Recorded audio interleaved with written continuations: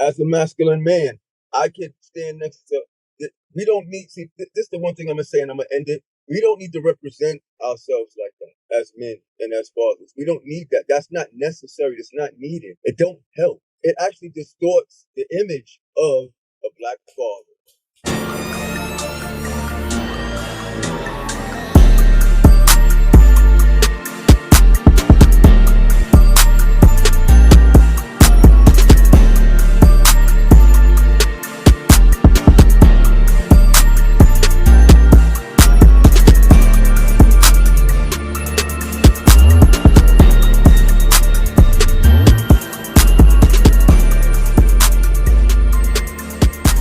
What up, good people? Welcome to Conscious by Nature. You know what it is. It's the champ, Money Mac. I miss my brother, the scholar, the genius, Tyson Porter. What's good? And in-studio guest, Miss Sabrina Faith. Say hello to everybody. Hi. Is that all you got for me? You want to introduce yourself? You did. I'm Sabrina Faith. You get to know me as we have further discussions. I am Brina Talks a lot on Instagram, and I live up to the name. Fair enough. Got one of my very, very best friends zooming in right now, my man, Mr. King Bronx himself, aka Reggie Richardson. What's going on, family? Unmute yourself. Yeah, see, follow my directions. What's going on, people? How you, man? I'm good, my brother. Youngstown in the building, man. Salute to you, the fellas, which I doing, man. The whole movement, man. Watch them, support. Definitely checking you out. And this acting you doing, man, having me crying, dog. So, man, just salute to you, man. Keep going. Appreciate you. And we got coming in Zoom call again, Mr. Mark. I don't really know any catchy names for him. I ain't really get to know him that well yet. But say hello to the good people. What's going on, people? Mark, Fatherhood too. Me and Reg go way back, so I'm happy to be here. Happy to see what's going on. Tap in. And it wouldn't be Conscious by Nature without all brothers in the building. So we got new barber, not the official barber, Mr. Pringle. So I don't want you getting all jealous on me and shit that I got another barber on my show. Okay, man, you're tripping out on me, man. World famous barber Ron, man. Say hello to the people. Say what's up. What's going on, people? Let's look that man. A few words. Yeah, man. Salute. This the OG of the hood, man. Matter of fact, you don't even have to. You don't have to even say that I'm a barber. That's just something I do. That's not who I am. Okay. Yeah, all right. We get to know who he is. No doubt. This is definitely big bro right here. All right, so on tap today, we really didn't get into it last week with everything, but we're going to talk about fatherhood. And I know we had Father's Day last week, but we're going to talk about just strictly fatherhood today. And we got a lot of fathers on set, some with little itty bitty babies, all the way up to those that just graduated college, man. So we got a lot of perspective going on, and we're just going to get it going on. So 51. Yeah, go ahead, take it away. Yeah, man. So listen, we want to first talk about what is a father? What's the requirements of a father? You know what I'm saying? How should you handle yourself as a father? Right? All right. The third topic that we have right there off fatherhood is, you may have seen it. We got man's over here in the pink tutu with his daughter. All right. Is that respectable? Would you do that? Would you wear a tutu to take a picture with your small child? How old is the daughter? She looked every bit of maybe 6 months, possibly maybe a year. So she's not going to even remember, other than when she gets older and she sees pictures. But at that moment, she ain't going to understand that daddy's wearing a tutu out here. Why did you ask how old is the daughter? Like, that matters, bro. It doesn't. It really doesn't. I was going to actually go ahead speak on it. No, that's all. I just wondered. I mean, like, I asked how old the daughter was just to put it in context of You know, if she was 16, would you do it? If she was 14, would you do it? I mean, at really what age, it doesn't really matter how you would do it, because I look at it the same. If she was 6 months or 16, I wouldn't be I doing that. I don't know if we should be questioning fatherhood before we question his manhood. You know, you become a man first. If you know, that would be the order in which, you know, your development happens. You become a man first, and then becoming a man, you understand what fatherhood is about. You know, a lot of us have had the opportunity, or a lot of us have had the opportunity to understand and learn that before we became fathers. Some of us, you know, had examples around us, so there was no excuse to say that you didn't have, you know what this entailed. But it's a growing process. You know what I mean? The person I was when I became a father changed as I gained experience in being a father. But ultimately, I wanted to be a father when I was developing into a man. Like, I understood that I wanted to be a father one day. I don't think the guys nowadays actually get that kind of mentorship or information passed to them for them to grow into being fathers. They think the example of being a man is just being able to do what you want to do, you know, and you know, you don't just become a father because you made a kid, you know. Now, let me ask you something, because you spoke on having examples. Would you say that it's our responsibilities right now in the position that we stand to be the example for these young fathers and these young men? Absolutely. All That's right. my duty. That's my duty. Show enough. Show enough. Mark, let me hear you speak on Nah, something. that's a fact because a lot of men don't have those male figures or the male role models to be able to know what a father is. A lot of them become fathers and not really knowing what it entails and what to do. And I'm gonna say, for the sake of that individual in the tutu, for example, like, you got to understand certain things. Like, when you're a man first, like Ron said, you're a man first. You're looked at, especially a black man. You're looked at from all kinds of angles. So everything that we do has to be done correctly in a certain kind of way. And because we're so scrutinized, we so watched, we so criticized, and everything that we do, we can't be caught out there doing certain things like that, because I can see he's probably saying he's doing it for solidarity with his daughter, and he wanted to, what I'm saying, do a funny little picture or whatever the case may be, but it's on the internet, it's out there. Like, certain things we just can't do. So us as black men and as fathers also have to really show not only our kids but also other fathers how to be proper, real good fathers, and be those role models, not just for our kids but also for other fathers who don't really know, because they don't have those type of role models and those type of individuals in their life. Because I grew up without a dad. I had to learn as I came up on my own, like with my moms and my aunts and my cousins and all that. But at the end of the day, I ain't had no real role model as a man in my household every day and all that. So everything I learned on my own, pretty much. Because your mother can only do so much. For sure. As Absolutely. a single mom, your mom's can only do so much. You got to learn how to become a man from another man. Hold on real quick. So we heard basically from everybody. You introduced it. I just want to get Miss Sabrina, only female on the panel and here in the building. What is your opinion on a situation as the man in the tutu? And can you just speak on men in general right now? And is that something like you would want your husband to do for his daughter? Is that something like you would find acceptable in a marriage? Well, my husband, he would never dress in a tutu. He's absolutely too masculine for that. He would probably be like, he would probably say that's some shit. He's seen it straight up. But as far as the father in the tutu, I don't think that goes more towards his fatherhood. I think that's more of a question of his masculinity.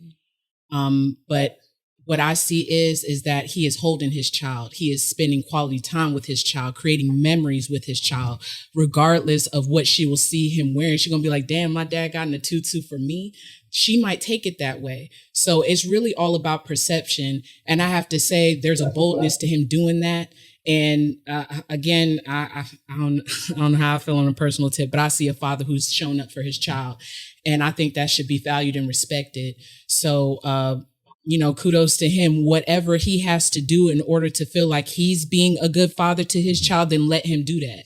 Okay, don't sit there and shame him and make him feel like he had to go off to the side or be a father in a certain way. Let that man handle his own business, And then as far as what I see in fatherhood, I can only speak for myself.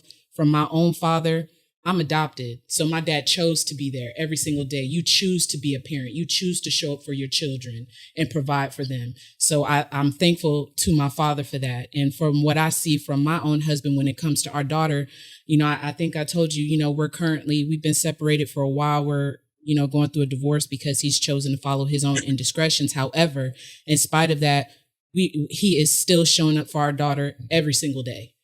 Okay. There's not a day that goes by that she does not see her father. She knows who he is. And I teach her all the time. We love him, and I show him respect. We're not together, but I gave him a Father's Day card, helped my daughter to sign it because it's important not only for him to show up, but even in the midst of whatever we're going through to show that appreciation because it matters. Absolutely. It does. Even if he don't say nothing, just to be like, thank you for what you do. Because there's a lot of men who turn away for whatever reason, whatever is going on inside of them. But he didn't do that.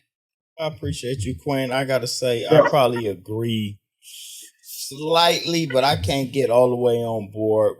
And I think that's a lot of the times where we double-edged sword things as women. We allow men to emasculate themselves for whatever reason and whatever purpose, but there isn't really a good reason. Do you think that was his own idea, or do you think that his lady convinced him to do that? You know what? I ain't gonna speculate on that.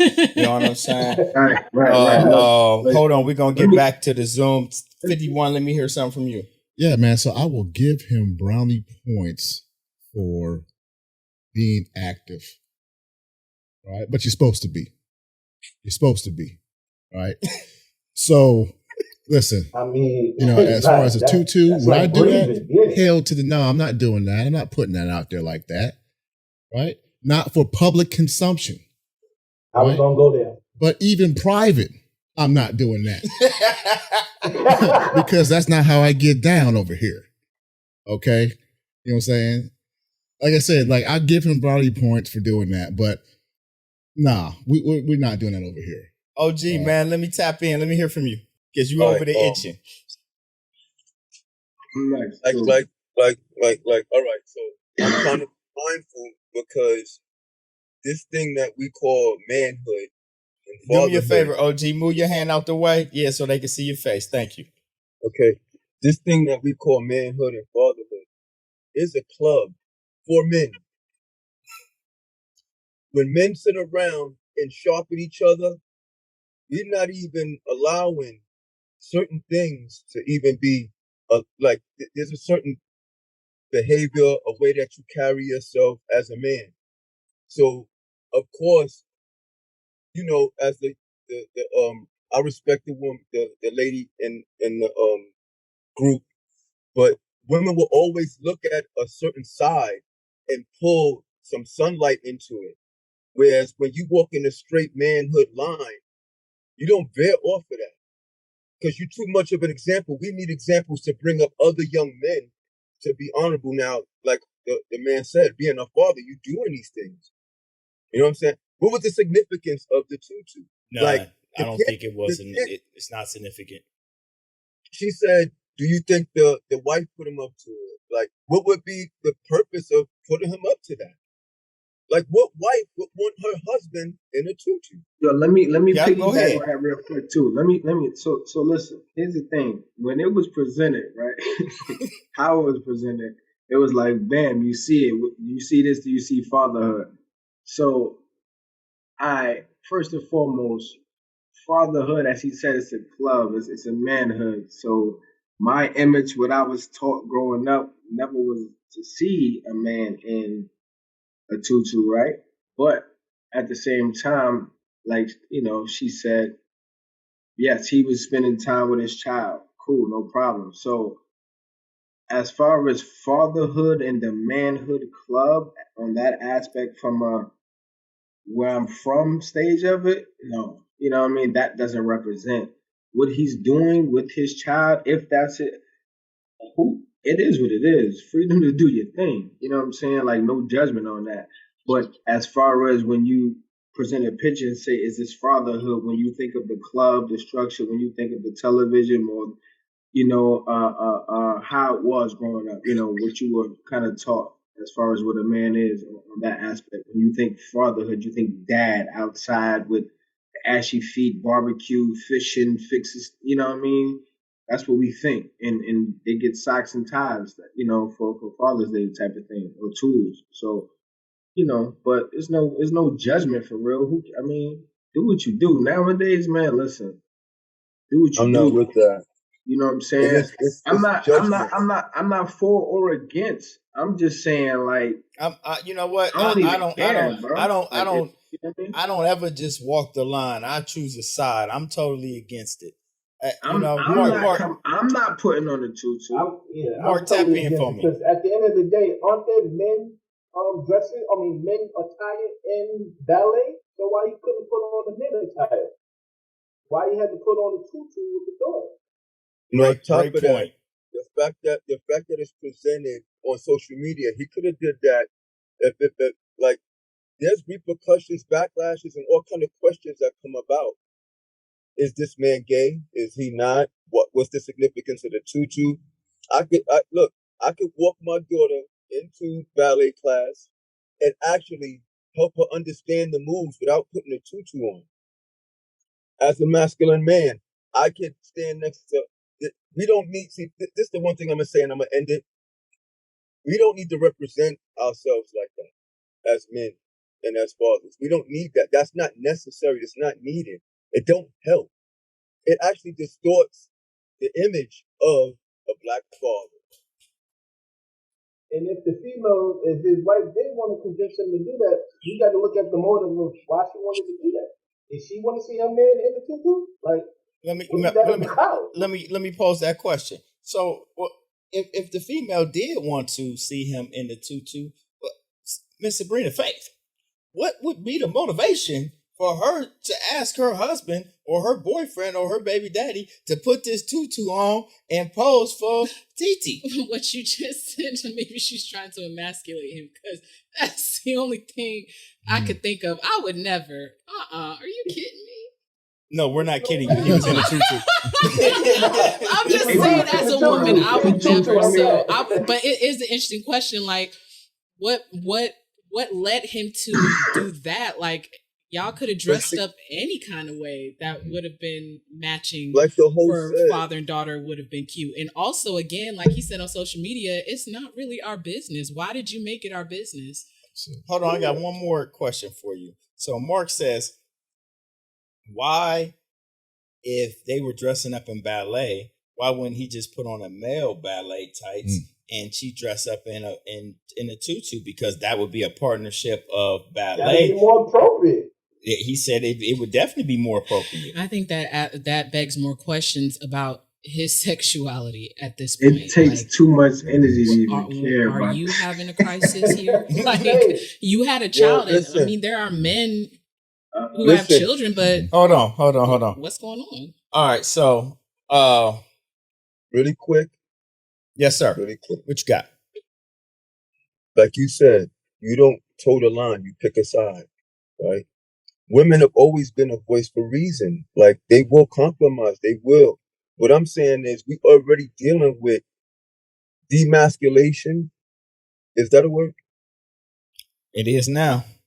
All right, so we get what you're saying. we already dealing with that. Masculinity and all of that, we get you. We got it. We already dealing with that. So what I'm saying is, don't even play with it, because if you playing with it, then they should be offended. Like either you are, or you not. So and you could be that. You could be that and be a dope ass father. So OG saying, we already being emasculated enough. Stop towing the line. You know what I mean? Let's be more manly. Let's be more together. Let's act like men for once. You know what I'm saying? Like this is not part of the code. And this just breaks down to how fathers, man, it just seems like fathers ain't allowed to be fathers. You know what I'm saying? Coaches ain't allowed to coach no more. You know what I mean? It's just it's a trickle down effect of, man, when we was coming up, somebody would get in your ass. Now it's almost like every woman, every mommy, everybody, every auntie is out here to save every little boy on the football field or on the basketball court or on the soccer, wherever he at, they out to save him. Instead of let him be disciplined and be sharpened and become iron, they want him to be Continental toilet paper. And I'm sick of this shit. Period. I'm over it, man. It's just like it's too much of it, man. Too much softness from the little kids, from the boys especially. Just what's up? Well, two things. I do want to double back on what you were saying. Maybe he's touching into his femininity. Oh shit. Maybe he wants to be something else. But it's such a problem because now society is really pushing that gender fluidness all across here. It's even in rap music. When you look at Nas X, who was that thug, Young Thug or somebody? He was up in a dress. Like it's everywhere. Oh. It's like polluting.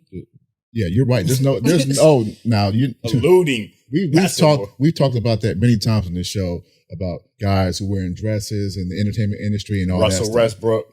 Man, we know what time it is when you're trying to be in this space. All right. They put your ass in the dress. All right.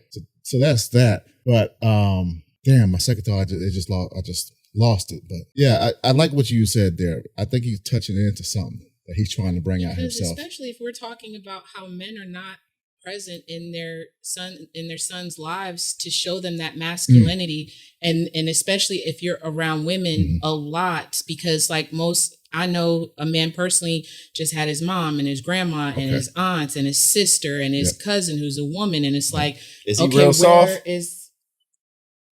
I would say so. Like, but that ain't always true. He looks like a man, and I'm not saying that he would ever dress in. My man Mark had the same situation, and I am in basically the same situation as two, other than an older brother. You know, man, we go to the family reunion, and it's me, and I look around, and it's 40 girl cousins. It's me and my brother and two other boy cousins. Like, and that's all that's around me, and a bunch of women, a bunch of us. So that don't technically make you soft. It's.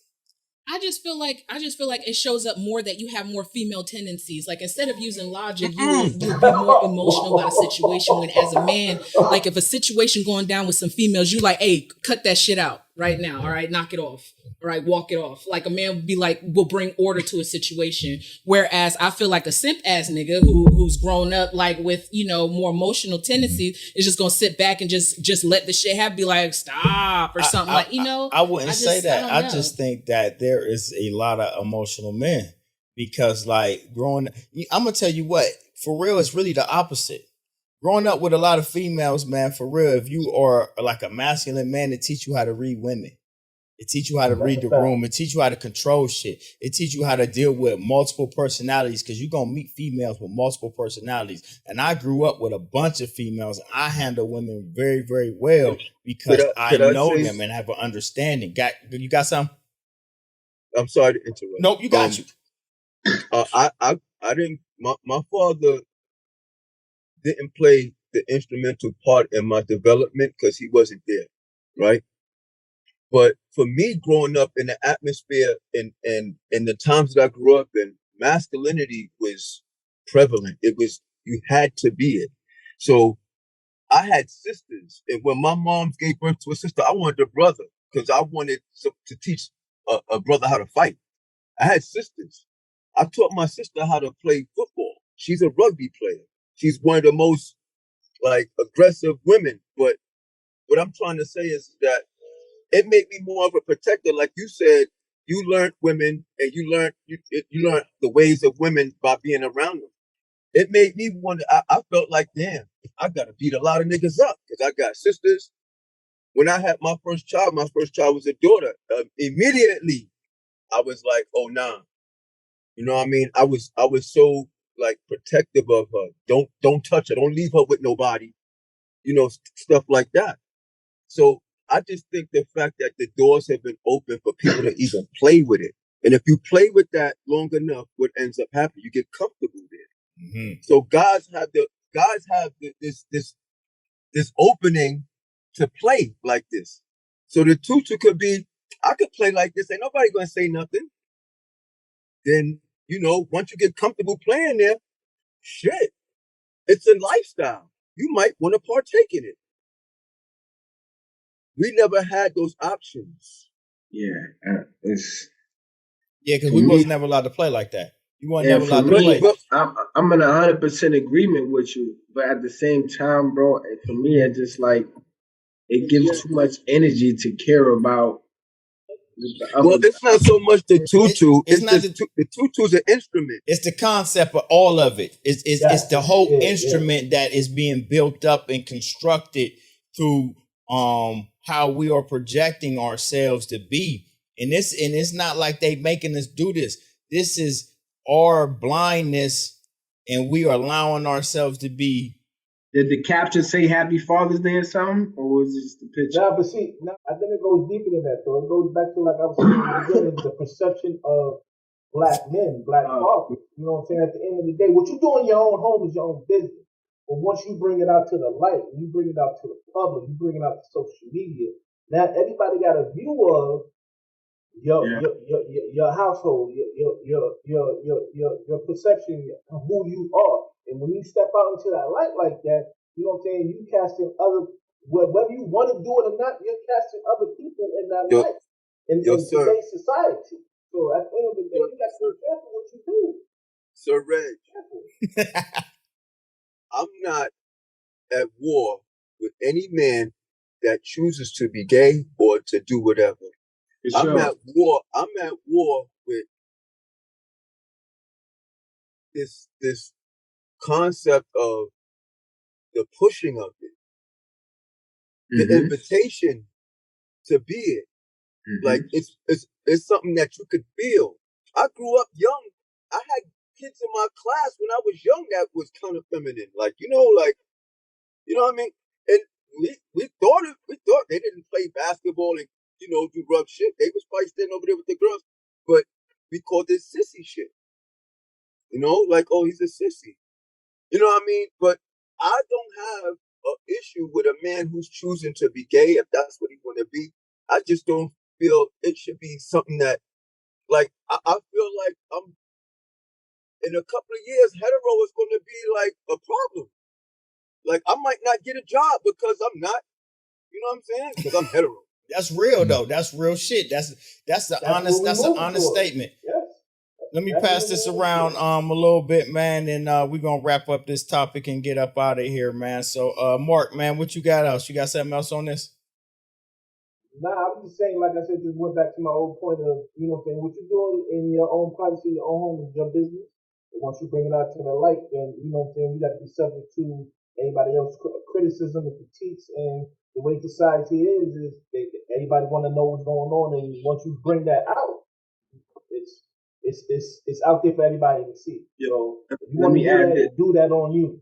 Let me add this on the wrap up too, bro. Like real talk, salute to all the men that's taking care of their fathers. I mean, that was my number one thing for even wanting to get with you and get with the fellas to even talk about that. So, like, just for the gentlemen who were coaches and man, just that figure in the neighborhood. Salute to y'all for keeping people alive, man. The dudes that were in the house, and for them dudes who ain't taking care of your kids, man. Come on, man. Like, that's played out, bro. Like, let's go ahead and get your kids, man. There's no way you should have your kids walking around here. You not Like, man, They missed out, Reg. creation, man. You know what I'm saying? They Like, missed out. but it ain't too late. You know what I'm No, saying? it's not, but they missed out. They missed out. Yeah. You develop into these things. Mm-hmm. You know, if you skip that development, they grow up emotional, like my man said.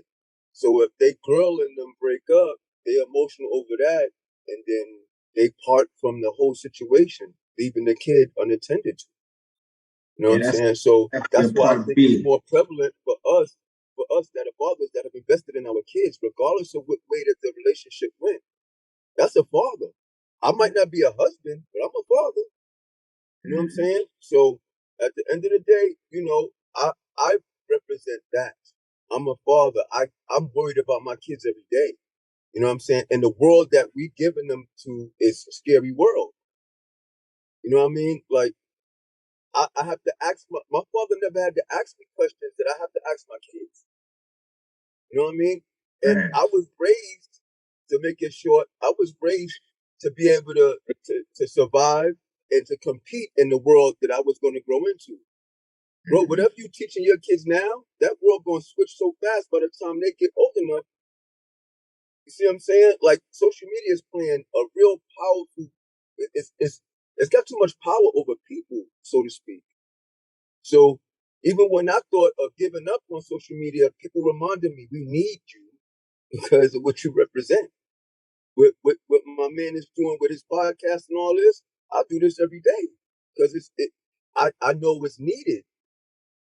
You know? So salute to all the fathers, you know what I'm saying? Anybody that doesn't do well with being a father, we need to be able to reach them, pull them in, show them what this shit is really about. You know what I'm saying?